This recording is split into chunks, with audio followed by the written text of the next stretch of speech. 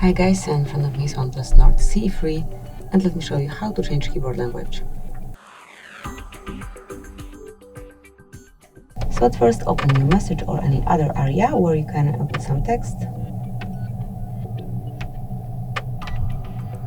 And once you've got your keyboard, all you have to do is to change your keyboard language is tap on settings and go to languages.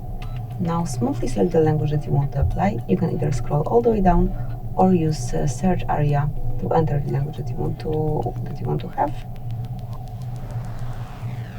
Click on the particular language, tap on done, and now you can either stay with both languages or you can remove unnecessary one, then go back, and as you can see, it is already applied.